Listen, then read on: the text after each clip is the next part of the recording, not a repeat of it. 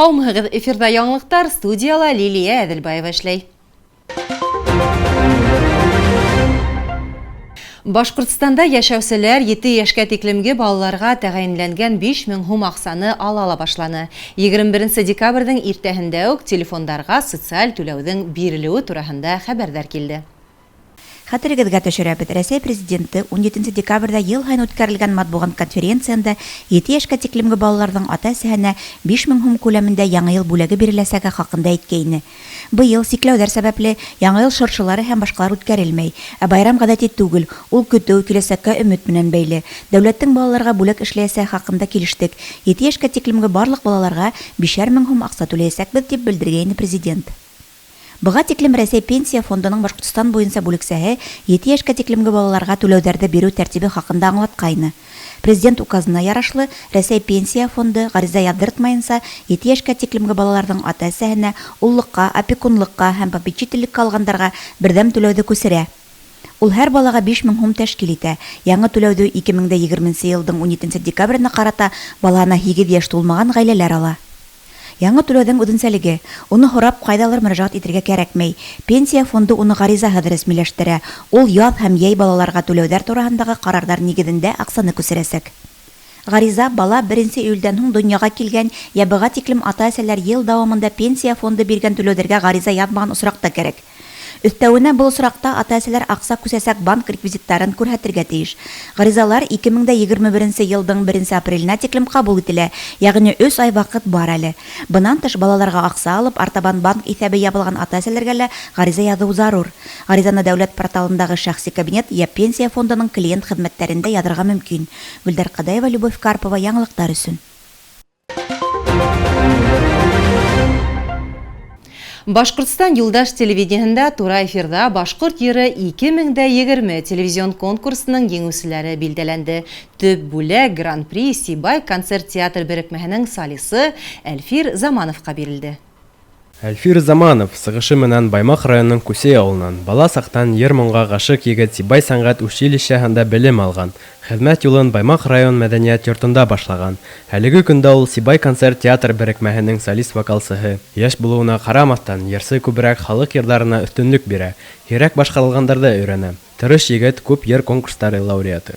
Йырсы өчен узып барган ел мөһим вакыйгаларга бай булган.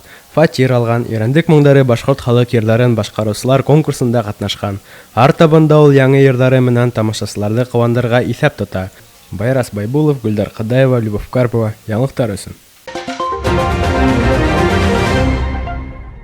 Сибайдар төрле конкурстарда гран-при яулаударын дәвам итә. Башкортстандың атказанган артисты Акназарова Эльвира Вәкилкызы етәкләгән Сибай ын-йыллары бию коллективы Байык 2020 республика телевизион бәйгеһендә еңеп сыкты.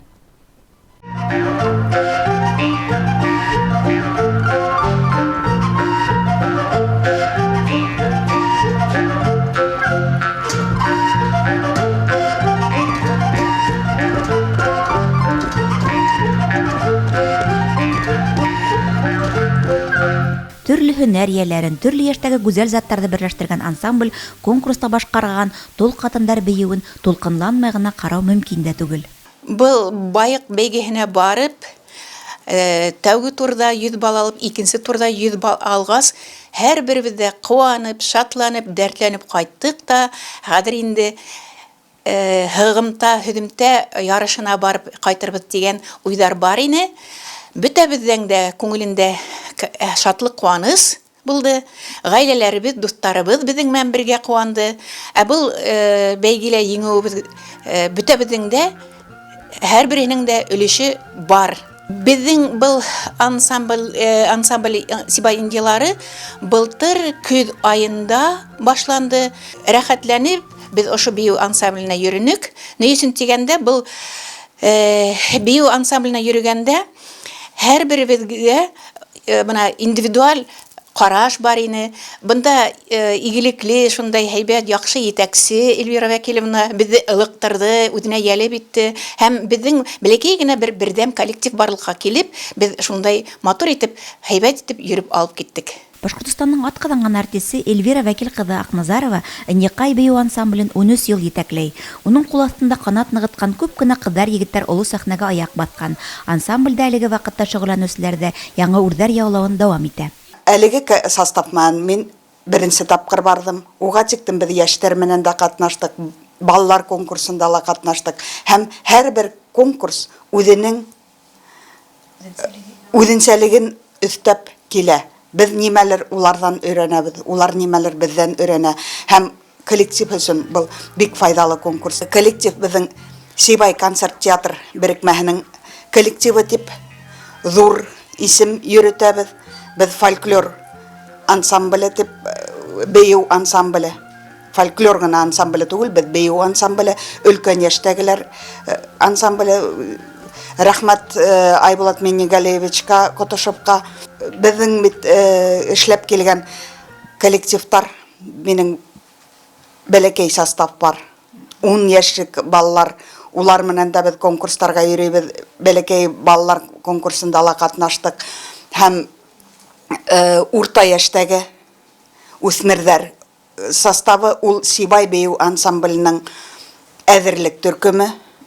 Әлеге вакытта без ул состав менән дә байыкта катнаштык һәм улар лауреат исемен алдылар.